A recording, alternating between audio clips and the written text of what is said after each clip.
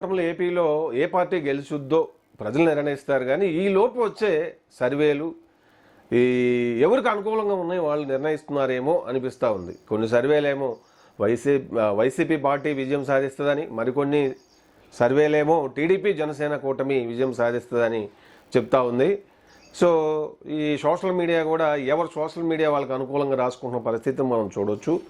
So మొత్తం మీద neutrality అనేది ఒక పెద్ద ఛాలెంజ్, ఒక పెద్ద అదే దీపం బట్టి వెతికినా దొరకనటువంటి పరిస్థితి మీడియాలో వచ్చిందా అన్నట్లుగా ఇప్పుడు పరిస్థితి తయారైంది మొత్తం మీద. సో నిజంగానే ఏదైనా ఒక ఛానల్ నుంచి ఏదైనా ఒకటి సర్వే వచ్చిందంటే అది ఏదన్నా ఒక పార్టీకి మరి ఖచ్చితంగా అనుకూలంగా పాజిటివ్గా వచ్చినప్పుడు మిగిలిన అపోజిషన్ పార్టీ వాళ్ళు దాన్ని గేల్ చేస్తూ ఇది వాళ్ళకు అనుకూలంగా వాళ్ళ రిప్రజెంటేటివ్స్ మీరు అన్నట్టుగా చేస్తుండడాన్ని మనం చూస్తుండొచ్చు. మొత్తం మీద ఇప్పుడు మరి ప్రశాంత్ కిషోర్ చేసిన వ్యాఖ్యలు ఏపీలో ఒక దుమారం లేపుతున్నాయి అనడంలో సందేహం లేదు. అయితే ఇప్పుడు ముఖ్యంగా ఏంటంటే ఆయన చేసిన విషయాల్లో ఇక్కడ ఆయన ప్రొఫెషనల్ అంటే ఎక్స్పర్ట్ పోల్ మేనేజ్మెంటు ఈ సర్వేల్లో కాబట్టి దేశవ్యాప్తంగా ప్రధానమంత్రి నరేంద్ర మోడీ గారి చీఫ్ మినిస్టర్గా ఉన్నప్పటి నుంచి ఆయన పీఎం అయ్యే వరకు, ఆ తర్వాత మరి నార్త్ ఇండియాలో బీహారు, యూపీ, మహారాష్ట్ర ఇట్లా అనేక రాష్ట్రాల్లో జరిగిన ఎన్నికలకి బీజేపీ తరఫున వివిధ పార్టీలకి ఆయన పోల్ మేనేజ్మెంట్ అడ్వైజర్గా ఎక్స్పర్ట్గా ఆయన పనిచేసిన పరిస్థితి మనం చూడవచ్చు. 2019లో మన తెలుగు రాష్ట్రాల నుంచి ముఖ్యంగా ఆంధ్రప్రదేశ్ ఎన్నికల సమయంలో జగన్ గారు ఆయన తీసుకొచ్చి మన పార్టీ తరఫున పనిచేస్తున్నారు ఆయన అని చెప్పి స్వయంగా ప్రెస్ మీట్ పెట్టి మరి పరిచయం చేయటం మనం చూసాం. కట్ చేస్తే ఇప్పుడు అదే పర్సను అదే స్కూల్ నుంచి ఆ పార్టీకి సర్వేలు చేసి 2019లో ఆ పార్టీ ఘన విజయానికి కారణమైన కొన్ని పిల్లర్స్లో ఈ ప్రశాంత్ కిషోర్ పోల్ మేనేజ్మెంట్ కూడా ఒక పిల్లర్ అని చెప్పొచ్చు. అటువంటి పిల్లర్ మరి ఇప్పుడు జగన్ గెలవటం అసాధ్యం అని చెప్పి ఒక స్టేట్మెంట్ ఇవ్వడం జరిగింది. దానికి ఆయన చెప్పినటువంటి అంశాలు చూస్తే ఒక 2 అంశాలు నాకు కరెక్టే కదా అనిపించాయి. అంటే నేనే ఆంధ్రప్రదేశ్ పౌరుడినైతే విజయవాడ, విశాఖపట్నం నగరాల్లో ఉంటే నా నగరం కూడా హైదరాబాదు, బెంగళూరు, కోచి, ముంబైలకు ధీటుగా డెవలప్ కావాలని నేను కోరుకుంటాను. అది ఒక ఆత్మవిశ్వాసాన్ని ఇస్తుంది. అంతే తప్ప నా నగరాలు డెవలప్ కాలేదు వాటితో పాటు అనే ఒక ఆత్మన్యూన్యతా భావంతో నేను ఉండాలని అనుకోను.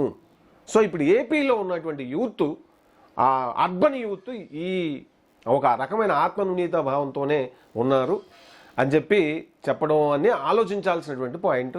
అది పూర్తిగా అంటే వైసీపీ పార్టీ వాళ్ళు రాజకీయంగా ఖండించవచ్చు, కానీ వాస్తవ పరిస్థితిలో చూసినప్పుడు పూర్తిగా అర్బన్ యూత్ని నిర్లక్ష్యం చేసినటువంటి పరిస్థితి వాళ్ళకి సంబంధించి ప్రశాంత్ కిషోర్ గారు చేసినటువంటి వ్యాఖ్యల్లో వ్యూహాత్మక తప్పిదం, జగన్ చేసినటువంటి వ్యూహాత్మక తప్పిదంగా ఒక పాయింట్ని ఆయన మెన్షన్ చేశారు. అది మనం ఒకసారి ఏమిటి అనేది చూసినట్లయితే ఏపీ లాంటి మిడిల్ ఇన్కమ్ ఉన్న రాష్ట్రాలకి పెట్టుబడులు కల్పన ఎక్కువ రావాలి, పరిశ్రమల స్థాపన ఎక్కువ జరగాలి, వసతులు కల్పించాలి, ఆదాయం క్రియేషన్ ఎక్కువ జరగాలి.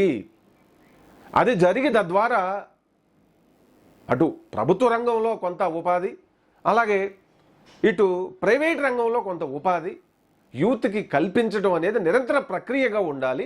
ఆ ప్రక్రియను అసలు పూర్తిగా జగన్ గారు వదిలేశారు గాలికి. ఆయన ఒక పొలిటికల్ లీడర్గా ఉండడం కంటే కూడా ఒక ప్రొవైడర్గా, అంటే ప్రజలకు ఏ అవసరం వచ్చినా నేనే తీరుస్తాను, నేనే తీర్చేవాడిని కాబట్టి తీరుస్తుంటాను, వాళ్ళు నన్ను దేవుడిగా భావించాలి, నాకే తిరిగి ఎప్పటికీ నన్నే ఎంచుకోవాలి, మా పార్టీనే గెలిపించాలి అనే భావనలోకి ఆయన వెళ్ళిపోయాడు. అక్కడ అది వ్యూహాత్మక తప్పిదం జరిగింది. తర్వాత ప్రజల సొమ్మును పంచడానికి ఆయన సొంత సొమ్మ, కొద్దిమంది సొమ్ముని వివిధ స్కీములు పెట్టి మరి అల్పాదాయ వర్గాలకి కొంత పర్సంటేజ్ పంచుతూ ఉన్నాడు. మిగిలిన వాళ్ళ పరిస్థితి ఏంటి, వాళ్ళు ఎటువైపు చూడాలి, ప్రభుత్వం వైపు నుంచి వాళ్ళకి ఏం జరుగుతుంది అనేది వాళ్ళు ఆలోచిస్తారు కదా. సో అక్కడ అంటే రోడ్లు కల్పన జరిగితేనే మౌలిక వసతుల కల్పన, ట్రాన్స్పోర్టేషను, ఒక నిర్దిష్టమైనటువంటి స్టేట్ క్యాపిటల్ ఉంటేనే ఈ పెట్టుబడులు ఇవి వస్తాయి. ఇది ఇంటర్లింకింగ్ సిస్టమ్ కాబట్టి సో ప్రొవైడర్ ఎప్పుడు కూడా ఓటు టార్గెట్గా ఆలోచనలు చేసుకుంటూ ఉంటారు. జగన్ అదే వేలో వెళ్ళాడు. Is a provider. తనను తాను ప్రజలు దేవుడిగా భావించాలని చెప్పి భావిస్తూ ఉంటాడు అని చెప్పి ఆయన ఆ పాయింట్ని గట్టిగా చెప్పడం జరిగింది. నిజంగా చూస్తే మరి అర్బన్ యూత్ పరిస్థితి ఏంటి? 40, 50, 60% ఉన్నటువంటి ఆంధ్రప్రదేశ్లో అర్బన్ యూత్కి, చదువుకున్న ఎడ్యుకేటెడ్ పీపుల్కి ప్రశాంత్ కిషోర్ గారు వ్యాఖ్యానించింది ఇంకొక పాయింట్. ఎందుకు ఆ పార్టీ గెలిచే అవకాశాలు లేవు అని చెప్పడానికి ఆయన ఇచ్చిన వివరణలలో ఈ ఇంకొక వివరణ ఏంటంటే, మరి మధ్యతరగతి కుటుంబాల్లో చదువుకున్న పిల్లలు వాళ్ళు ఉపాధి కోసం చూస్తూ ఉన్నారు. ప్రభుత్వం ఇచ్చే 1000-2000 రూపాయలు ఫ్రీ ఇది కోసం వాళ్ళు చూడలేదు. వాళ్ళ గౌరవప్రదమైనటువంటి జీవనం కోసం ప్రభుత్వం నుంచి ఏం జరుగుద్దా మేలు అని చెప్పి ఉపాధి అవకాశాల కోసం వాళ్ళు ఎదురు చూస్తూ ఉన్నారు. అది వదిలేసి గ్రామాల్లో ఉన్న ఎస్సీ, ఎస్టీ, బీసీల్లో పేదవాళ్ళకి నవరత్నాల స్కీముల ద్వారా ప్రజల సొమ్ముని ఎక్కువ మంది సొమ్ముని అటు పంపించేసి దాన్ని ఇంకో రకంగా తీసేసుకునే పరిస్థితి చేసి ఓవరాల్గా సంపద సృష్టి అనే దాన్ని పూర్తిగా మర్చిపోయి దాన్ని అసలు పట్టించుకున్నటువంటి పరిస్థితి జగన్ గారు చేసినాడు. కాబట్టి ఈ కారణాల వల్ల ఆయన గెలిచే అవకాశం లేదు. ఎందుకంటే మధ్యతరగతి పట్టణ ప్రజలంతా కూడా తీవ్రమైన ఆగ్రహంతో ఉన్నారు.